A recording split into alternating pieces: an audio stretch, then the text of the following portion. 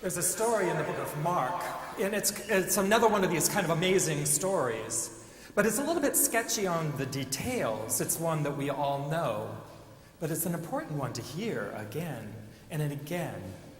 And the story kind of happens in two directions. On one side, we have Jesus, who has been traveling around teaching and healing people. And it's been happening long enough that the word is getting around, so that when he shows up, so do the people. And people know what he's been doing, that he's been bringing the word of God, and that he's also been healing people. So that's part of the story. The other part of the story is that there were these four friends.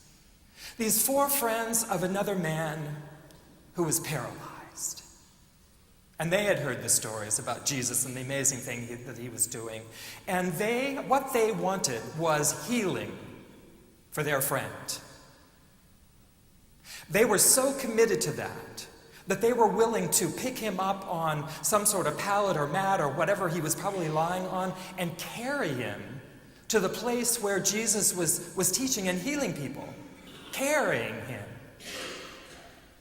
Now the thing was that so much of this word has gone around that when Jesus was in Capernaum, someplace or another, doesn't really say where he was, what sort of building it was. It just says that the place was packed and that people were spilling out the door.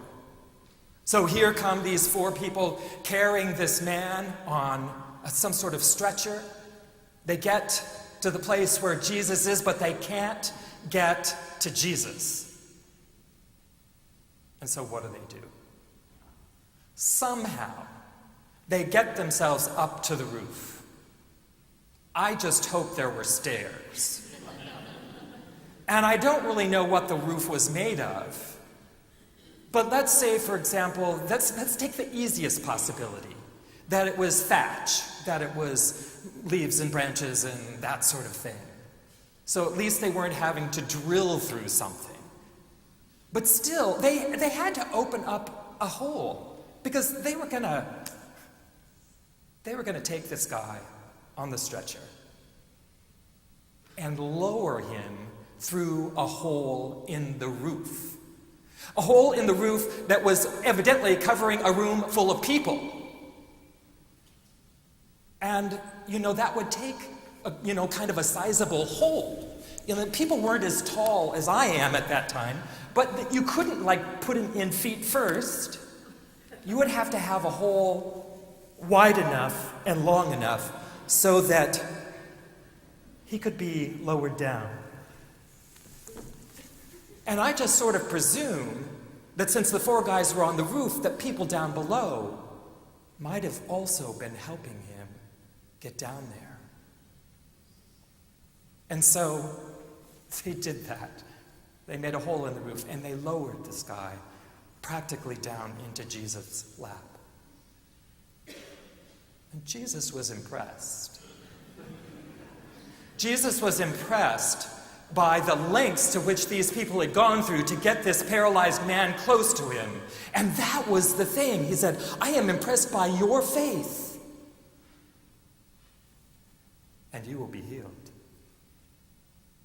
by the Spirit of God and by the Spirit of your friends.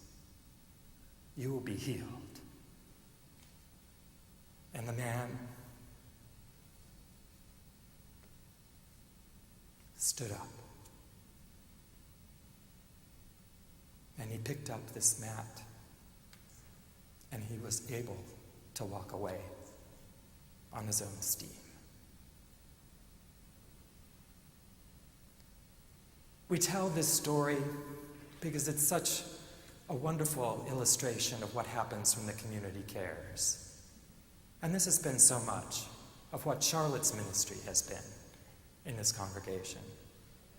So now I'd like to just invite Charlotte and Pat to come up and reflect a little bit about what that ministry has meant.